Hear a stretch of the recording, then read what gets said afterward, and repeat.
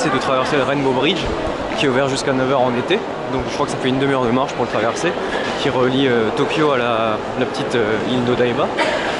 Et ben voilà, on va essayer de profiter du paysage en espérant qu'il pleuve pas, parce que là il y a moyen qu'il repleuve pendant qu'on marche, mais s'il pleut pas avec les lumières de nuit, ça devrait peut-être le faire.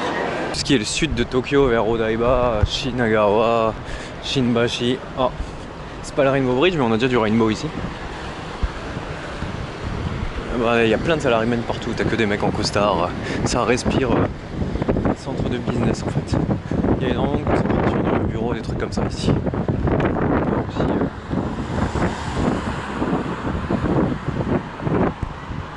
C'est toujours pas le Rainbow Bridge parce qu'il est là-bas derrière.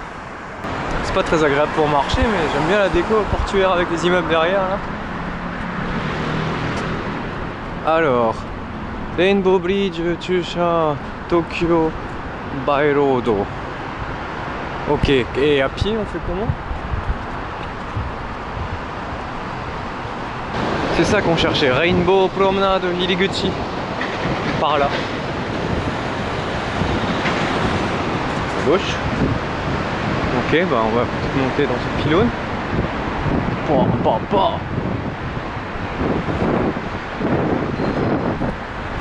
C'est quand même impressionnant les ponts. Une grosse construction massive comme ça. Welcome. T'as un panneau dégueulasse, on dirait des années 70 là. Ça y est, on va monter, démarrer l'ascension. Ah ça va, il a pas l'air trop long hein. Donc choisir South to North, je crois qu'apparemment la vue South t'as la vue sur Odaiba qui est éclairée la nuit donc c'est plutôt joli. La vue North t'as la vue sur Tokyo mais du coup t'as peut-être un peu moins de lumière. Tu vois la Tokyo Tower pas mal. Mais Odaiba du coup t'as la grande rue illuminée, le truc de la NHK, le site de la NHK qui est illuminé. Sachez que le Rainbow Bridge est interdit au vélo. North Route et South Route. Lequel je vais faire? Si je prends la South tout de suite, je risque de pas voir Odaiba. Encore illuminé, je sais pas s'il est un peu trop tôt. Je prends de la North et je vais revenir par la South. Je vais faire ça comme ça. Comme dans Goldorak, je prends la route numéro 7.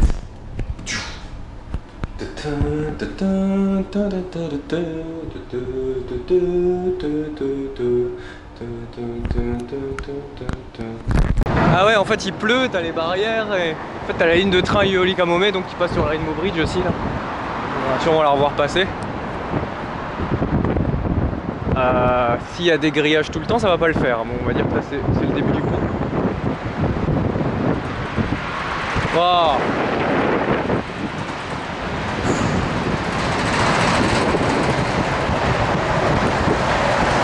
Ça c'est la vue sur Tokyo. Ah, la Yuri Kamome là qui passe sur le bridge.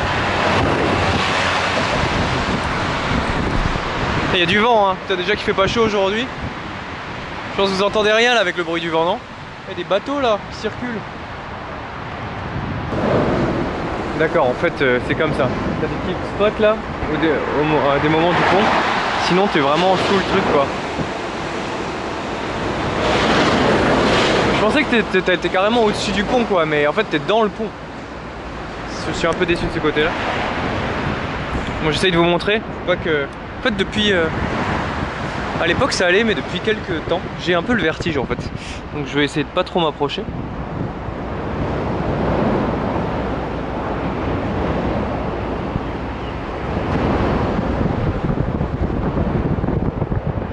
Belle vue sur Coruscant.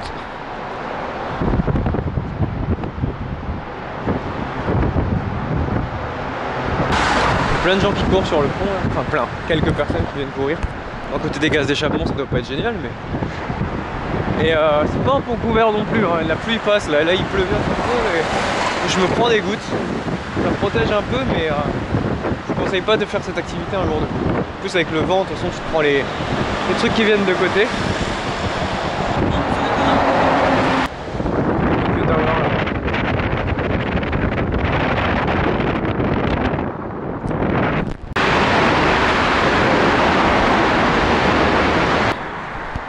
Il y a encore un petit bout.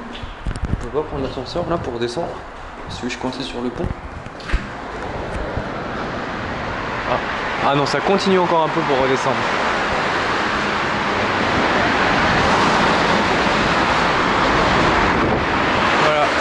proche de Odaiba. Ok, il y a un endroit sans barrière là. Et là ça défonce. On voit bien le bridge. On voit bien la Tokyo Tower là-bas.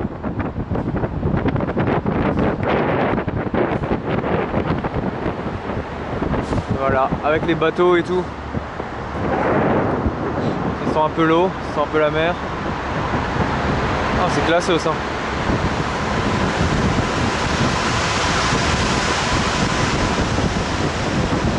C'est une grosse ville en soi, c'est quand même magnifique la nuit. C'est splendide.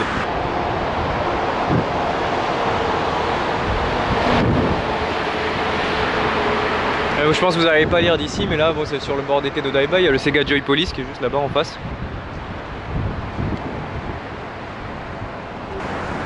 Merde, j'ai raté l'esprit Pac-Man là, c'est parti de toutes les couleurs là sur le...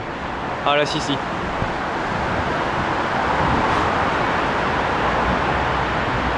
Sur l'immeuble de Fuji Televi.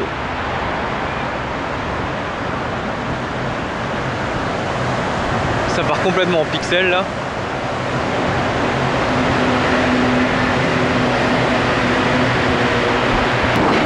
Si t'as vraiment de la chance, tu peux voir le mont Fuji, je pense par très beau temps. Là on oublie, hein, c'est la nuit et surtout le ciel n'est pas dégagé depuis plusieurs jours. Bon bah sur ces aires de travaux, on peut voir là encore. Bah écoute, c'était une balade sympa, hein. Les gens conseillent la route sud parce qu'on peut voir Odaiba illuminé. Je trouvais que la route nord était sympa aussi parce que la skyline était un peu plus éloignée, donc il y avait plus de... Ouais, on voyait mieux, c'était plus gigantesque, on va dire, plus impressionnant, plus épique peut-être. Donc voilà, écoutez, ça fait un 9h en été, ça vaut pas forcément le coup de le faire dans les deux sens, sauf si vous avez rien à faire, ça peut être sympa. Mais ouais, bon, en plus ça vous fera l'économie de la Yurikamo Line qui n'est pas donnée non plus. Donc pour le traverser une fois, ouais, ça vaut le coup, ça vaut le coup. Je recommande le Rainbow Bridge. Je n'ai pas fait 2 jours, mais je pense que 2 jours ça doit être sympa aussi. Il y a de rares McDo en fait, je vais vous montrer. Des rares McDo, c'est encore écrit en hiragana complètement. C'est marqué McDonald's Hamburger. J'en avais vu un dans une autre rue et puis bah voilà. C'est un autre. T'as des mecs un peu sous quoi. Moi je vais bouffer un truc. Bon, on va aller à un endroit où on peut apparemment bouffer du poulet frit à volonté.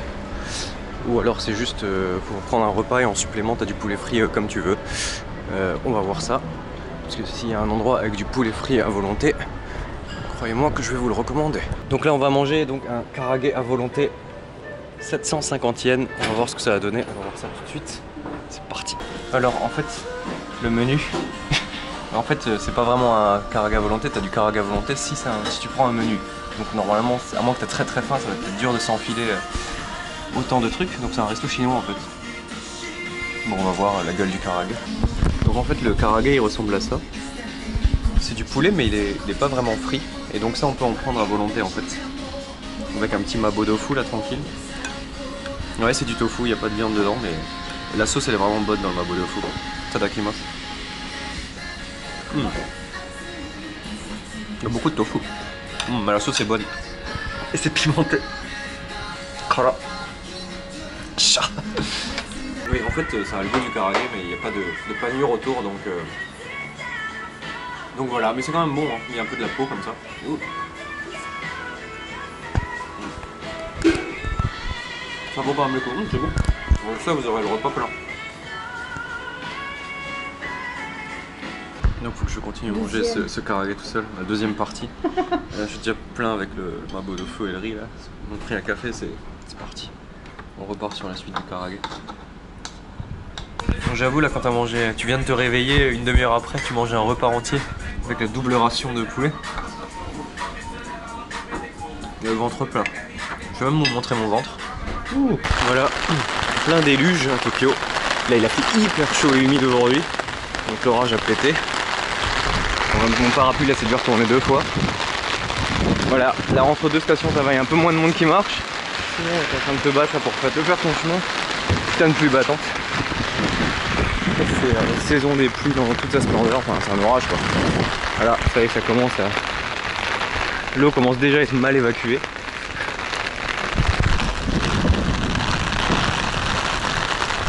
Et donc comme j'avais pas envie de... J'ai rendez-vous à une station de métro de chez moi. Donc je me suis dit non, j'ai pas envie de payer quand même juste pour ça. Alors, je combat la pluie. C'était pire il y a 2 minutes quand même. putain. Je suis pétran quoi. Je suis pétran sa mère quoi. Allez, ça y est, deuxième étape, c'est les pieds complètement trempés. Je ferais peut-être mieux de traîner en Birkenstock dégueulasse, comme c'est un peu la mode ici là. Et recueil de l'eau déjà. Ah c'est toujours un peu tripant quoi. Putain d'orage quoi. Les baleines qui sont parties de travers.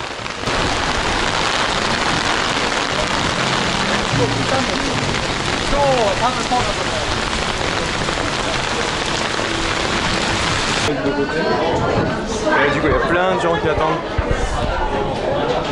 Vu qu'il pleut comme pas possible. Voilà, une fois qu'on est dans la station, ce qui est bien c'est que j'ai rendez-vous à l'autre bout de la station, mais la station Itabashi est hyper grande.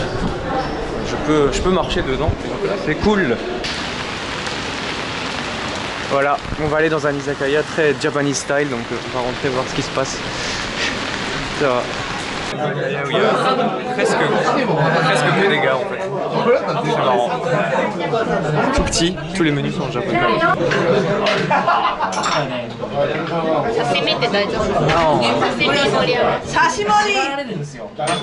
Et donc dans les izakaya, le classique c'est de commencer par des edamame en fait. Des haricots, un peu les chips de base ou les petits sticks, voilà. Puis un petit sashimi là. Enfin un gros sashimi.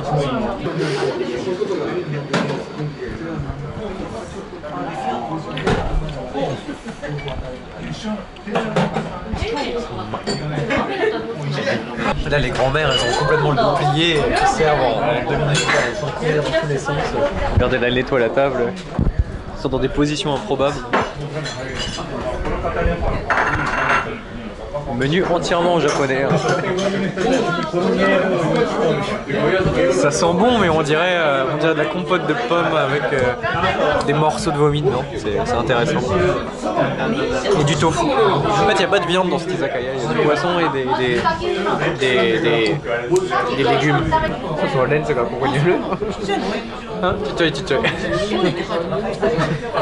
On est dans Torikizoku, un yakitori de poulet où il y a beaucoup de gens qui sont compressés dans des vraiment petits box.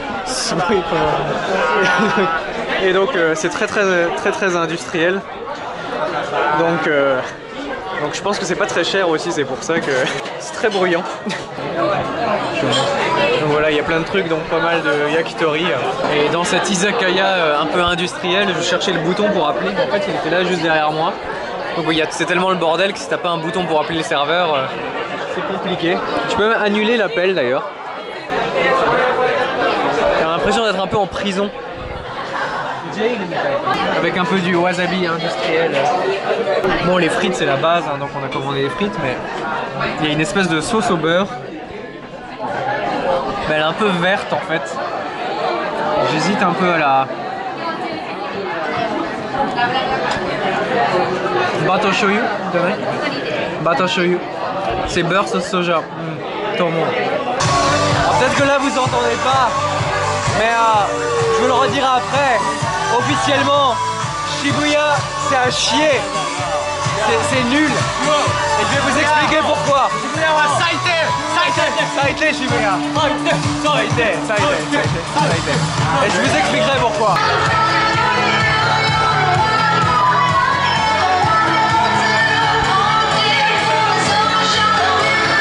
Si vous sortez avec des potes jusqu'à minuit, jusqu'au dernier train, vous êtes dans des izakaya, faites un ou des izakaya, c'est sympa, franchement, c'est fun. Mais si après vous espérez genre rencontrer des gens, j'arriverai pas. Donc là ça a l'air fun, tu vois, tu crois qu'on a bu et tout, c'est sympa, mais en fait non, le truc c'est que si tu sors à Shibuya après le dernier train, tu cherches des bars et en fait il n'y a pas de bar, il n'y a pas vraiment d'endroit pour rencontrer des gens et c'est pourri quoi. Non mais c'est vrai Alban. Shibuya c'est nul. N'y allez pas, n'y allez même pas. Non mais tu crois que c'est ironique, pour le cross, c'est même pas, à la rigueur pour le grand croisement, c'est très beau. Ça défonce New York en journée. Je voulais faire une dédicace à New York. New York c'est tout pourri, arrêtez de croire que c'est bien. Non mais Shibuya aussi. Shibuya c'est mieux, mais c'est pas terrible en fait. En fait jusqu'à minuit c'est cool, mais si après vous cherchez pour rencontrer des gens, sortir dans différents bars, et ben en fait c'est pas terrible quoi. Le truc c'est qu'on savait pas trop où aller, là on était perdu dans la rue, voilà, il y a 2-3 bars. On a fait pipi sur un mur. Et du coup, c'est un peu... Je suis un peu déçu. Là, on est dans le deuxième train. Pas le premier, mais le deuxième train à dimanche matin sur l'AGR là. Vous voyez comme c'est blindé, tous les gens qui rentrent pour passer la nuit. Et pourtant Shibuya ça reste de la merde hein, parce que...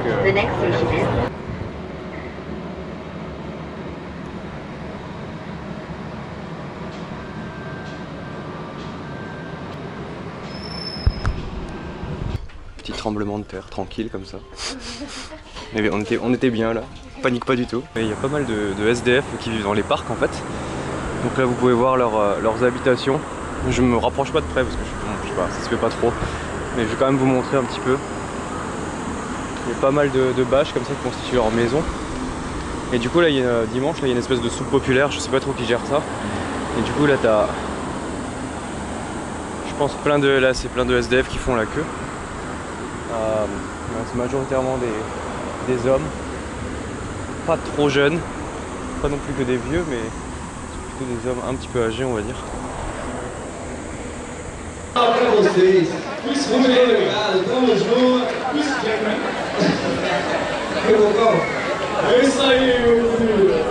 Je sais pas si vous savez qu'il y a une grosse communauté d'immigrants brésiliens au Japon et que les liens Japon-Brésil sont assez forts.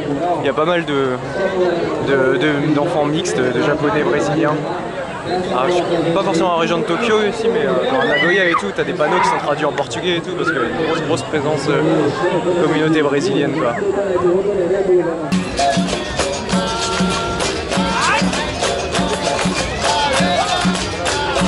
Toujours un peu de monde au parc Yoyogi le week-end quoi.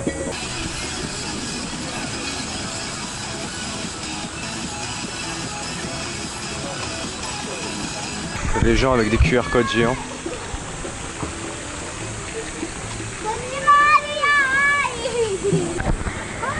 T'as des gens qui peignent aussi, tu vois. Ce qui est marrant avec le parc Yoyogi, ouais, c'est ça, c'est qu'il y a tout quoi. Là, t'as des gens. T'as des gens d'un certain âge, hein, on va dire, qui peignent des trucs. Chenefontaine à gauche et à droite. Hein. Des gens là, ils ont une espèce de transat gonflable, ça a l'air tellement bien.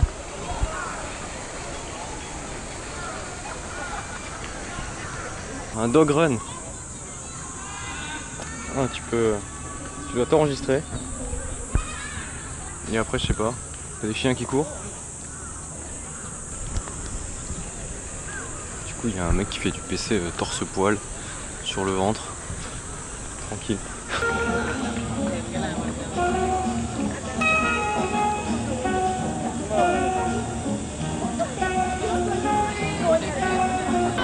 Idée débile numéro 1, essayer de se poser dans un café près de Harajuku un dimanche. Voilà. Il y a tout plein, il y a plein de gens qui font la queue partout, c'est horrible, en plus t'avances pas. Putain. Mais une petite couche de Harajuku, Takashi Tadori. Un jour il fait un peu moins moche que la dernière fois, avec encore plus de monde j'ai l'impression.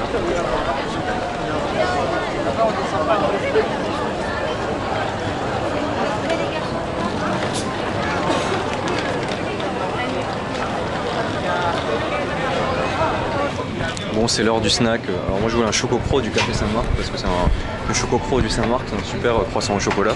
En tout cas c'est bon, le chocolat est très bon. Mais là on va se faire plutôt combini parce que le Saint-Marc est blindé, en fait il y a trop de monde. Non. Non, croissant avec un vrai morceau de chocolat dedans. Alors le croissant est pas bon. Enfin on dirait du pain sec. Par contre le chocolat ça passe bien donc... Si vous sortez, si vous êtes sur Tokyo un week-end en été, sachez que ce sera forcément ultra blindé. Dans les lieux un peu connus, voilà, comme Asakusa ou alors Harajuku, Shibuya en fait. Ce sera juste ultra blindé de monde. Tu veux de la voix qui t'explose? C'est parti quoi. Allez, recommence.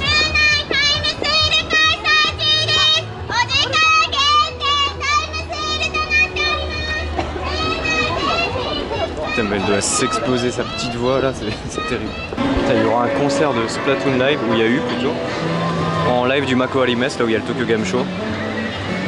Et donc là ils vendent le CD. Ils font un truc virtuel à la Miko Hatsune. Putain en fait, ils sexualisent vachement Splatoon en fait. c'est de la pop rock. Très pop quand même. Avec des voix aiguës au côté, un peu à la Mikko Hatsune.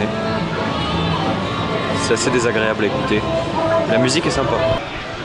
Il y a une petite partie game music. Bon, il y a le truc de Splatoon là, que je vous ai montré. Et il y a aussi plein de trucs de différents jeux là. Alors, par exemple, moi je connais pas forcément grand chose, mais dernier Star Ocean.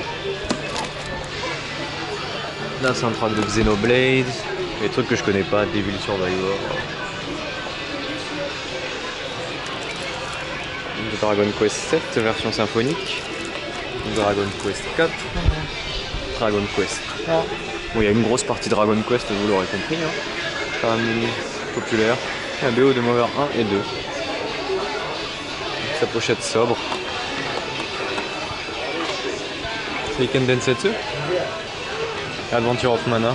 C'est lequel? C'est le premier Seiken Densetsu. Du coup. Monster Hunter X. C'est une partie Final Fantasy dans la sobriété avec leur pochette blanche. Je sais pas si ça vaut le coup d'avoir la BO de Pokémon dans mon CD. Le rouge et vert, qui était donc rouge et bleu chez nous. Hein. Faut avoir la musique de l'avant-ville, la musique du diable. Vous l'avoir sur CD, c'est trop bien. Oh. Une fois je les ai déjà tous écoutés, mais c'est la version symphonique. Et t'as la BO du nouveau aussi. Avec le prêtre là, qui défie toutes les lois de la justice. Il y a Tensei 6. Putain, ça faut que je l'écoute en fait. Si j'utilisais encore des CD, je l'aurais peut-être acheté en fait. Bon, je sais pas si vous connaissez Taco Bell, c'est une célèbre chaîne de tacos américaine. C'est le McDo du tacos. Mais voilà. Donc là, c'est le seul shop en fait au Japon, ou le deuxième, avec il y en a un qui est que dans la base américaine, je crois. Je sais pas s'il existe encore. Donc là, il est ouvert à Shibuya il y a quelques mois. Je connaissais pas en fait jusqu'à quand j'en mange en Corée avec un double beef burrito volcano qui m'a complètement transcendé. Mais la dernière fois j'avais mangé ici, j'avais pas trouvé ça ouf, donc on va peut-être essayer de faire se prendre un petit burrito, retester et voir si c'est bon ou si c'est pas bon quoi. En mode snack, c'est pas donné. Bon, c'est un peu prix d'un menu, bon 700, 800. Moi je vais juste me prendre. Faut que les trucs ils ont l'air bons là, les crunch wrap là ils ont l'air vachement bons. Moi je vais juste prendre un petit cheese beef burrito là. Parce que j'ai pas trop envie de dépenser des sous pour bouffer un Taco Bell. Voilà, t'as le menu là. Et tu peux choisir épicé. Voilà, t'as des faritas, des crunch wrap, des tacos, des burritos. Moi j'ai payé 346 yens pour ce truc. Bon, en snack ça passe bien, hein. C'est un petit peu cher, mais bon, ça creuse, ça cale bien. Info, c'est quand même un peu épicé, donc si vous le prenez, faites gaffe. Ça passe, mais un petit peu spicy. Moi j'aime bien. Bon, Taco Bell, beef, cheesy burrito, je valide. Ce petit sanctuaire, c'est le sanctuaire le plus proche de ma guest house. Et on rentre par là. Il y a un torii ici, un torii ici. Il y a la route un peu qui est pas loin, donc c'est un peu trop proche, mais j'aime bien parce que quand il y a moins de monde le soir, quand il y a moins de circulation, c'est un endroit je trouve assez agréable. Il est très petit, il ne peut pas avoir grand monde qui vient ici. C'est tout à fait charmant.